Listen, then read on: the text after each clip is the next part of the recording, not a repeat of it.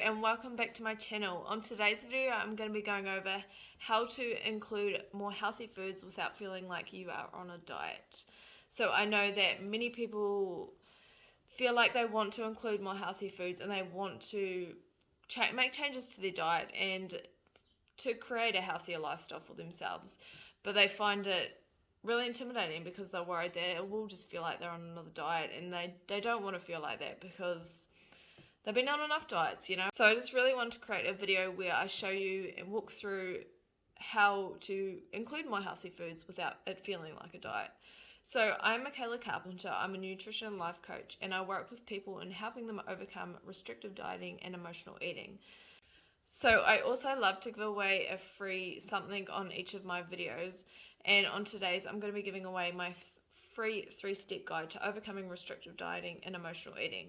So if you're wanting to really get a really good overview on the main steps that you need to focus on to be able to overcome these things, make sure you get that, and it'll be in the description below. So the first step is to focus on nourishing your body rather than restricting the foods that you are having, so limiting certain foods. So when on a diet, it typically comes with things like rules like restricting or limiting certain foods, and this really isn't helpful in creating long-term healthy lifestyle changes. And I will just explain a couple of points around why this is. The first problem with really limiting or restricting certain foods is we really are, by doing this, we're putting that food on a pedestal. So we're calling it bad or like something we really can't have. So psychologically, we actually cause ourselves to both crave it more and to really just, same thing, crave it more, but like really just feel like we want it. Even when we get past the point of the physical cravings for it, which is a thing as well. When we get past that, even if in the future we have some of that, we are far more likely to overeat it. And at a psychological level, we do want it because we are telling ourselves we can't have it. So the more we tell ourselves we can't have something, the more we're going to want it. So that is one of the reasons that restricting and limiting foods is really not helpful, especially if you are coming from a place of emotional eating or binge eating and things like that, because it really does feed back into the cycle of both of these things. So also by restricting and limiting certain foods, when we do find ourselves overeating this food in the future, we oftentimes will fall into habits of what I said about emotional and binge eating. Is really we'll end up trying to restrict to make up for it, and then we'll find ourselves wanting that food even more once again, and we really just find ourselves in that cycle, and it's just really not helpful because we do find ourselves in that unhealthy cycle of restricting our foods and then restricting certain foods and then overeating them. And obviously that is not what most people want their relationship with food to look like. And alongside these cycles that kind of get fed into, it also feeds into negative thoughts and beliefs that we hold about ourselves.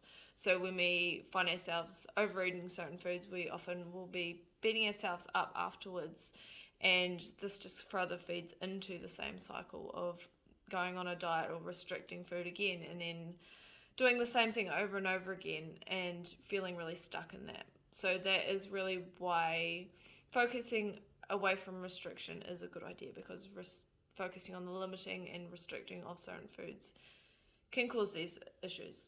So instead of doing this, we can start focusing on the foods that are going to nourish us. So rather than hyper focusing on the things that we don't want to have in our diet, we need to start shifting our focus towards what we want to bring into our diet and why it is really important to us. So if we're wanting to include more fruits and veggies, like really focusing on this and getting excited about it and having fun with it. So really asking ourselves questions like what foods could I bring in to really nourish my body and take care of my body? Really overall just shifting that focus away from what am I not allowed, what am I going to restrict, what am I not going to let myself have, towards kindness and caring and focusing on taking care of ourselves can make a huge difference. So rather than just focusing on losing weight, for example, we're focusing on doing what is best for our bodies. You'll also find that by focusing on what is our best interest, so in terms of taking care of our body and nourishing ourselves, rather than focusing on how we look or the weight we're trying to lose, we will find that naturally with this focus we will start taking actions that are more helpful and are more healthier. Like the foods that we'll be choosing, we will find are healthier because we have our best interest in mind. So feeling good becomes our goal rather than weight loss. Weight loss comes as a bonus if that is one of the things that we're wanting to achieve, but it is not our focus. So that is step number 1 to including more healthy foods without feeling like you are on a diet. The second step I have is to tell yourself you are worthy and you deserve to feel your best, and you want to nourish your body with nourishing, nutritious foods. So it's really important to get thoughts in your head that are going to be really helpful in creating these healthy changes, so that you can create these healthy changes without feeling like you are having to restrict and not eat certain foods. Really just getting these thoughts to become more of a norm in your life rather than the thoughts that you probably are currently having around what you eat and the choices you make. So it's even if you add something like, I am willing to believe that I'm worthy of feeling my best and eating this nourishing food, even if you put I am willing at the start, just to kind of allow yourself to believe it if you don't fully believe it at the moment.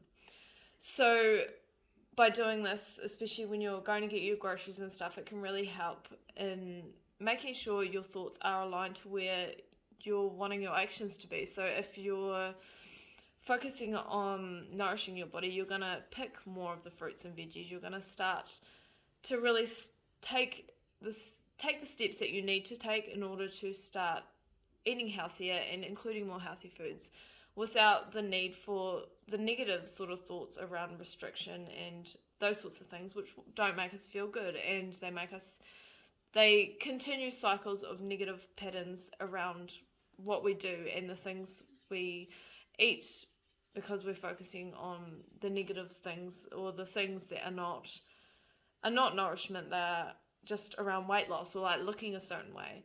So it's important to really just shift our focus and to really start changing the way we're thinking about these things. So it's really important to actually truly believe that you are worthy of feeling good and nourishing your body, and letting go of the idea that you have to look a certain way or be a certain way, lose a certain amount of weight. It's important to be able to shift this focus. And obviously this is a huge mindset shift. It takes time and persistence. It's not going to happen overnight. It's something you need to work on most days to be able to get to where you want to be and to create these shifts. But once you do, you'll see that it's more than worth it, and it makes everything to do with food so much easier. That is step number 2. Step number 3 is more of a practical sort of thing. So step number 1 and 2 are really around your thoughts and your mindset, and which are super powerful and really important to be able to create this change and really start including more healthy foods without feeling like you're on a diet. So step number 3 is to look at and start including more of the whole foods that you really already enjoy. So it's important to obviously like what you're eating. So I think just first by starting with looking at what fruits and vegetables, what grains, what sorts of things like that do I already enjoy, and how could I add more of this into my diet, and just focusing on this as your first step to moving forward and creating a healthy lifestyle that you want, and including more of the healthy foods that you want. By focusing on the things you already love and really focusing on the addition of these foods rather than the restriction, that is naturally helping you with your shifting of your mindset as well, because you are focusing on what you're bringing in and how you're going to nourish your body rather than how to restrict it and to, the opposite of what you're really wanting to do. So that is all of the steps that I have for you today around adding in more healthy foods without feeling like you are on a diet. I also wanted to mention that I have also done a video called Crowding Out, and it's all about how to include more nutritious foods and really start crowding out the less nutritious foods. So this kind of has the same sort of logic as this video, but it goes more in depth into the actual crowding out of the food. So if that is something you want to watch, I will make sure I link that below. And yeah, that is all for today's video. I hope you enjoyed it, and if you are not already, make sure you subscribe. I post videos each week, and I will talk to you next week. Hello and welcome back to my channel. So on today's video, I'm going to be going over 5 tips to stop worrying about what others think of you. So I am Michaela Carpenter. I'm a nutrition and life coach, and I work with people in helping them overcome restrictive dieting and emotional eating. So today's topic is a really important one to me, and I mean all of them are important to me, but I think this one hits in a different way. So I struggled for a long time.